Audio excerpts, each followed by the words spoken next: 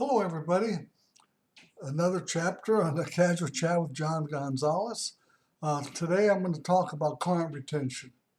You know, most of us hopefully, we'll be opening our salons. They're opening them gradually. Other states are faster than others. But even at 50% capacity, that's not enough. That's not going to pay all your bills. But it's a start. And what I would suggest you do is start planning for your reopening. It's going to be there. There's going to be a coming boom, but you're going to have to know a lot of things. And one of the things that can destroy your salon is negative word of mouth publicity. So I'm going to give you a few tips on client retention. First of all, do you realize the damage losing just one customer and her family over the course of a year? Haircuts, coloring, barbering, whatever. You can lose up to $2,500 losing just one client. Just one client. That's devastating. But the real damage, that one client's going to tell all her friends, her neighbors, the community, how lousy your salon. They never name the hairdresser. They always name the salon. Guess who gets hurt? Of course, the owner is going to lose a lot of money. Well, because all your advertising and marketing, if you're going to lose customers. That's number one. Number two, make sure you have a client retention program. I wrote one for you in my book. It's called Growing Your Business. And I wrote a whole chapter on client retention. The first chapter I wrote was increasing salon traffic. That should be a high priority. And the third, how to hire a salon coordinator. You don't have to hire them full time, especially when you're trying to reopen. But 1 or 2 days, they could be invaluable if you do it right. But when you lose just one client or family, think of the negative word of mouth publicity. It could be devastating. So you work hard, you spend a lot of money to get 5 new clients and you lose 4 of them. My God, you ain't going anywhere. So what's my strategy? Number one, monitor the performance of your staff. If Susie did 40 customers and you only see 2 in 3 months, something terribly wrong there. That's a lot of people to lose. And guess who gets hurt? Of course, the owner's bottom line gets hurt drastically, but the other people that work for you, they are also penalized by negative publicity. It's the worst kind of publicity.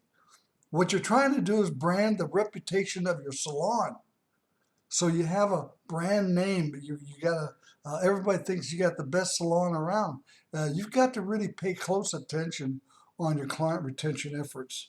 I urge all of you to develop a client retention program in your salon. You've got to monitor your staff's customer return rate, and you also got to monitor their referrals. This is critical. All the money in the world ain't going to do a darn bit of good if you keep having new customers come around and around and around. So I urge all of you to put together your client retention or follow mine in my book. It's all there, and I think you'll really increase profits big time because we're going to go into a new era. The past is over with. 60-70% of our salons are out of business. Many more are struggling.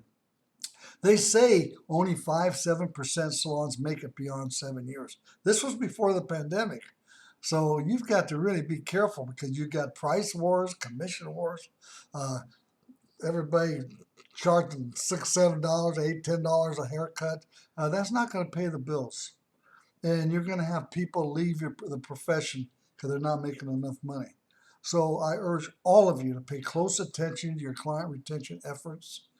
It's critical because all the money you spend on advertising, marketing, ain't going to do a bit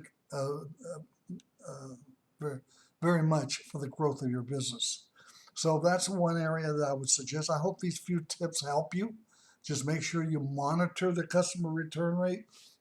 Make sure they got referrals. I would have a one-on-one with your staff every so often. You know, it's like a report card. Tell them what they're doing right, what they're doing wrong, and then correct it. That's all. Because if they don't perform right, your other staff members are being beat. How are we going to raise prices in this scenario? It's not fair to the good ones that are working their butts off to have one bad apple in there that loses your customers and the reputation of your salon. So salon owners, I urge you to develop your own client retention program.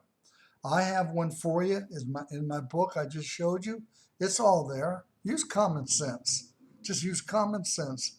We can't make mistakes like we did in the past. Those days are gone. This is a new era in salon ownership. The only people that are going to survive are well-managed salons and well-educated staff. So I hope you go to my website. I got a lot of tips in there for you. I got educational resources, but let's turn this profession around. It's going to be wide open for well-managed salons and well-educated hairdressers. So I hope this helps you. You have a great day now. I'll talk to you later. Bye.